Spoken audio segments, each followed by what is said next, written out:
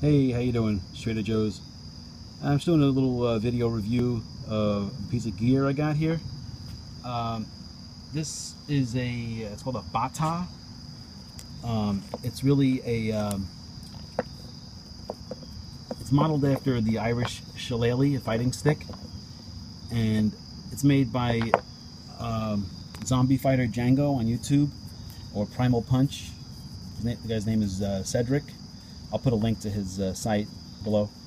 What this is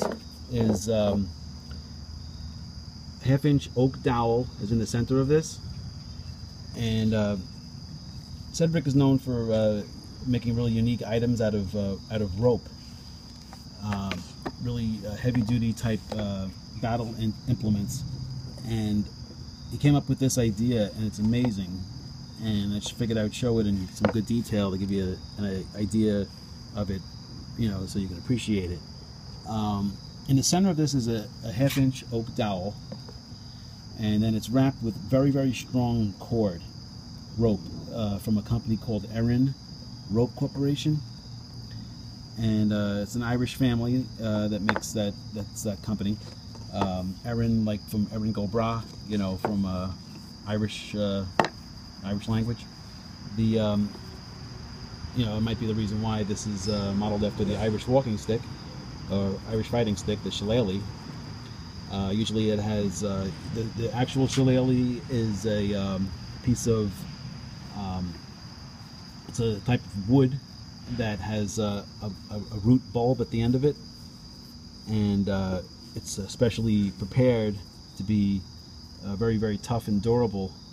And it's one of the more dense woods in the world, actually. It's called Irish blackthorn. That's the actual Shillelagh, and this is his take on that. The rope is then coated with a resin or an epoxy type of a coating on it. That's what gives it that sheen. You can still see the texture of the rope itself inside here, underneath the epoxy, and the combination of the weave and the wood and the coating all bind together to make a very durable network of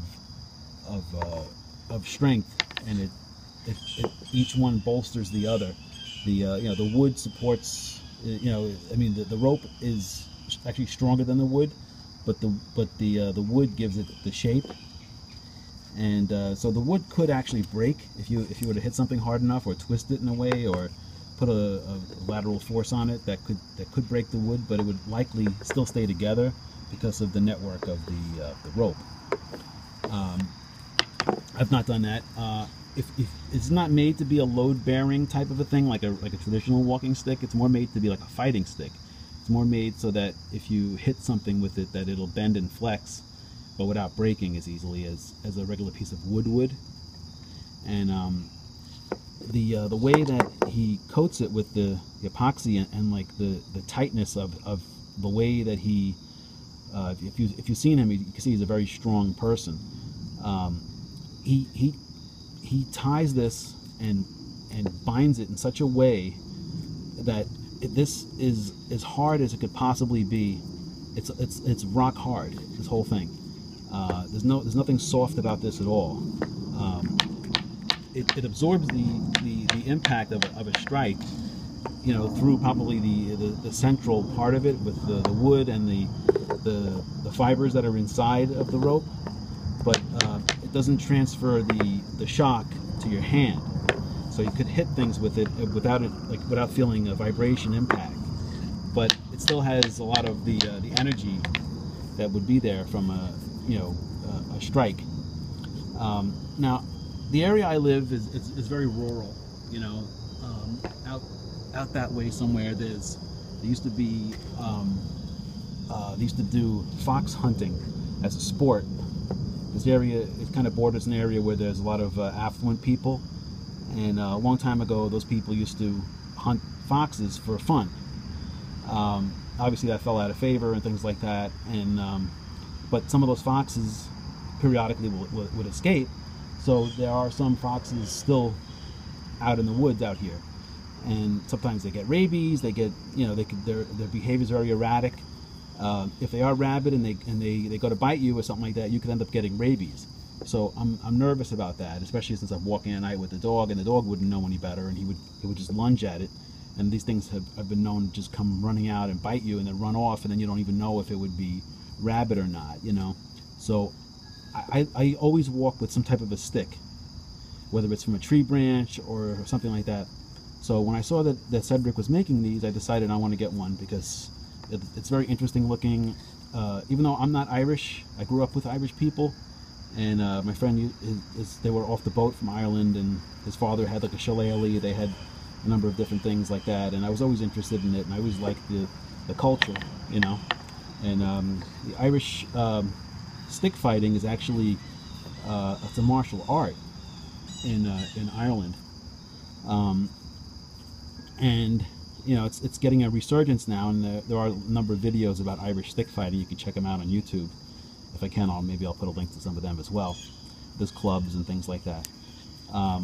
So this is like really a take on the Irish fighting stick. So like I said, I use it when I walk. I usually just will hold it instead of putting it down like that as I walk. I'll just hold it in my hand, and I'll have it, and it kind of helps you with your pace and stuff like that. And if I was going up a hill, you know, I could put it down and just use it as, you know, to help ease some of the load from the going up a hill. Plus, also with my dog, sometimes we're walking along the side of the road, and if his leash, you know, if he was pulling towards the cars, I could wrap the leash a little bit around it and pull him back. It'll give me a little bit better reach to pull him out of the way of a car. Also, you know, I'll keep him in line, you know, like pushing him backward, you know, from getting himself in some type of trouble. You know, there's also, you know, if somebody was crazy or whatever, they were going to attack us or something like that, I would have this, and it would be, you know, it gives you a bit of comfort to know you have something that could help protect you. It serves a function, and also I like supporting people who make things by hand. You know, Cedric is a nice guy. You know, he's innovative, and you know, he generally tries to help people. You know, he's a good guy, and I like supporting people like that. So when I saw he was making this and it was right up my alley, I'm like, I got to get one of these. Actually, I have a second one on order. This one has the oak dowel in the center of it, and I'm going to actually probably give this one to my sister because she has a similar type of an area where she lives. And the other one that's going to come, it's going to have the synthetic core in the center of it that's supposedly even stronger than this. I'm sure this would be fine for anybody. As this one is, it's perfect. It's nothing wrong with it. You wouldn't have to worry about it. This will last you for your life, you know. And considering how many hours it takes him to make it, the price to me is well worth it. So I'll put a link to him, and you know, just figured I'd give you a detailed images of it. It's got some scuffs on it because I was hitting some things with it. But it's where you can see the texture of the rope. You can kind of see a little bit inside the monkey's fist. There's other, you know, like I said, there's two other monkey fists inside this one. So there's a total of 3. And this is, you know, these are rock hard, right? And you can see some of the texture of the rope there. I don't know how he does it, but it must be really, really time consuming and physically demanding to put this together.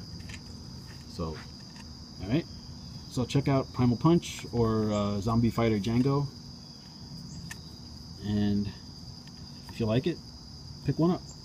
I'm sure you'll, you know, he'll make them for whatever specifications you have, whatever length you want. If you want certain maybe colors or schemes or something like that, he might be able to work with you. All right, so thanks for watching and have a good day. Bye-bye.